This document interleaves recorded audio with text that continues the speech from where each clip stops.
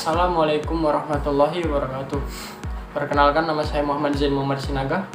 Di sini saya akan menjelaskan apa itu pengertian dan juga bagaimana proses metabolisme protein. Sebelum kita masuk ke pengertiannya, jadi kata dari protein ini berasal dari bahasa Yunani yaitu proteios, yang berarti barisan pertama. Struktur protein merupakan sebuah struktur biomolekuler dari suatu molekul protein. Protein adalah komponen utama sel pada hewan dan juga manusia, sehingga berperan penting dalam pembentukan dan juga pertumbuhan melalui asupan makanan. Selanjutnya ada struktur protein. Protein memiliki ukuran bervariasi dari puluhan hingga ribuan residu dan termasuk dalam kelompok nanopartikel. Protein dapat berubah bentuk secara reversibel untuk menjalankan fungsinya, dan bentuk-bentuk ini disebut konformasi.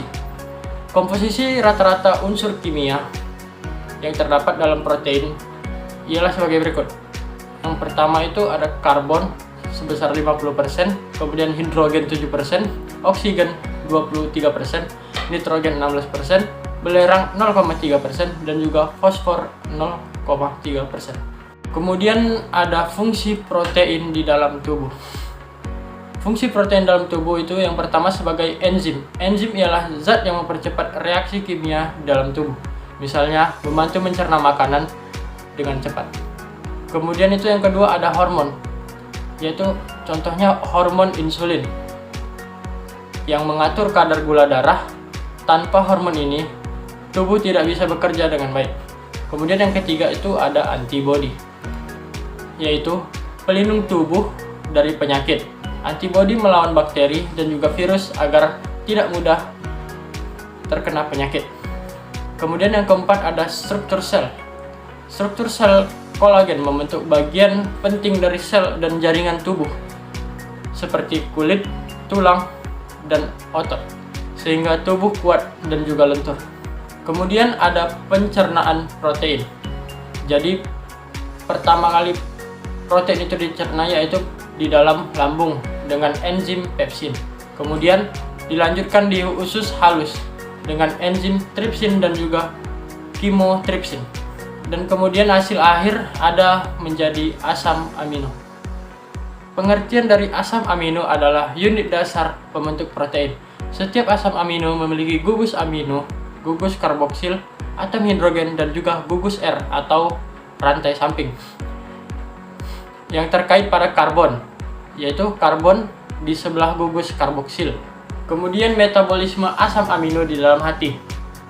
Yang pertama yaitu transaminasi. Transfer gugus amino untuk membentuk asam amino non-esensial. Kemudian deaminasi. Penghilangan gugus amino menghasilkan amino, yaitu NH3.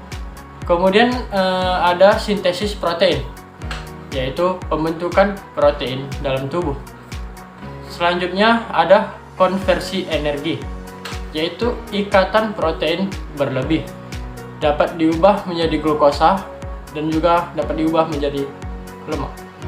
Kemudian kita masuk ke sumber protein. Jadi sumber protein ini ada yang berasal dari hewani dan juga nabati. Contoh yang berasal dari hewani yaitu daging, ikan, dan juga susu. Yang berasal dari nabati yaitu kacang-kacangan, tahu, tempe, dan juga biji-bijian. Kemudian kita masuk ke faktor yang mempengaruhi metabolisme protein. Jadi ada beberapa faktor yang mempengaruhi bagaimana proses metabolisme protein itu, yaitu salah satunya ada usia, kesehatan hati dan ginjal, hormon, dan juga asupan gizi. Terima kasih atas perhatiannya. Lebih dan kurangnya saya mohon maaf. Terima kasih. Assalamualaikum warahmatullahi wabarakatuh.